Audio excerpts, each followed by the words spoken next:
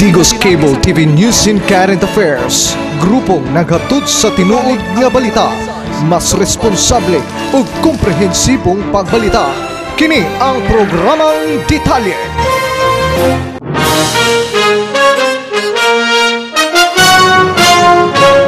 Mga ulong tudling sa ato mga nagbagang balita.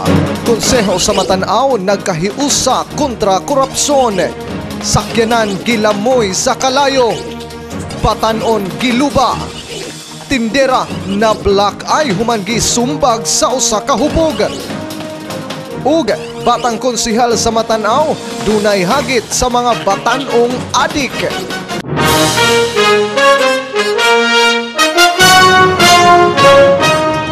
May gabi ninyong tanan, adlaw karon nga Miyerkules, kauban ang kinatibukang puwersa sa Digos Cable TV News and Current Affairs. Ako si Ayan Heron, niya mga detalye sa ato mga nagbagang balita.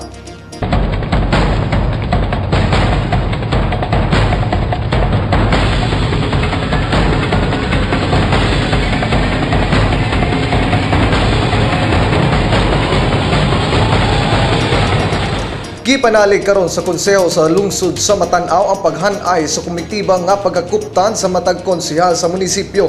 Nangantisab silang wag tango na ang korupsyon pinaagi sa pagpanalipod sa kaban sa katawhan. Detalya to Siron gikan kang Iris Jane Martinez.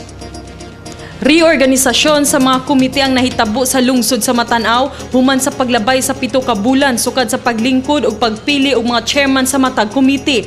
Walay laing tumong sila kagawad Rudy Mariscal o honorable relasyon uban pang kaubanan niini kundi serbisyo sa katawhan. So nagkataon nga sila majority ato before after ato sa local election. So ilaha gyud ang floor or ang so naabot ang time nga ang amo ang napunan mig duha so nag majority so mao na siya nga nagreor. Samtang gipahayag ni Honorable Ricardo Flores nga ang maong reorganisasyon dili formal, ang maong pag-usab pinaagi lamang sa usa ka privilege motion. Dunay kalit nga gusto nga i-reorganize. So after that, without debate kay man sa mo ang rules, gitagaan ang action sa presiding officer. So dunay na-approve nga recommendation. So I will come on that move with the hope nga they will work on that. Ang unta ang ilahang panghunahuna for the welfare of the of Matanaw. Oh. Iris Jane Martinez alang sa detalye. Giagni karon sa Sangguniang Kabataan Municipal Federation President Honorable Danilyn Famor ang mga kabataang nalambigit sa ginadiling droga sa lungsod sa Matanaw nga mutahan na sa pagka-adik nini. Gipangandaman na sab ang usa ka Summer League aron dasigon silang likayan na ang illegal nga droga. Basta karong this summer we are planning to have a Summer League, and before nanami plano nga mag-conduct og training sa mga referees para sa basketball tsaka sa uban pa pod na mga padula na mo karong. Samtang sports alang sa mga batanon sa lungsod sa Matanaw ang usa sa prioridad niini aron mahalikay ang mga youth sa lunod nga problema sa droga. Iris Jane Martinez alang sa detalye.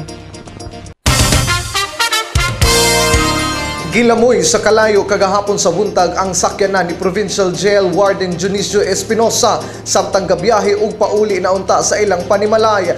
Paspasab nga gilamoy sa kalayo ang maong sakyanan. Nagdilaab pa ang sakyanan diyang may responde ang duha ka fire truck sa Bureau of Fire Protection pasado alas 6:30 sa buntag kagahapon. Sa investigasyon, gabiyahe si Espinosa sakay sa iyahang sakyanan padulong downtown. Apan na matikdan na lamang niining ming asuna ang unahang parte sa iyahang sakyanan. Dali mi kadaog si Espinosa, pipila ka minuto, ming dilaab dayon ang sakyanan. Yan, nisinggit ko na driver ni Dagan ni abri sa hod. Ay, nagkuha sa susi. Pag kuha ni susi, ni Dagan sa sulod, nagkuha o katong sumdisir ka katong pasirit. Oh, yan, nibalik siya. Gisulayan pa niini og palong ang kalayo, apan perteng paspasak ng aming dilaab. Gilamoy dayon ang tanang parte sa sakyanan.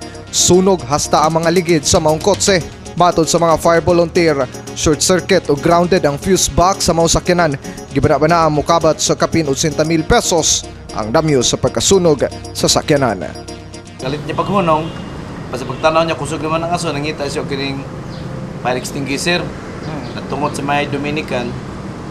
Eventually nakakita siya fire extinguisher apan amurag medyo naratol siguro sa gamay wa niya mapasirit ang fire extinguisher. Nidako na ginagkalayo, ito nga nanawag nila sila sa atong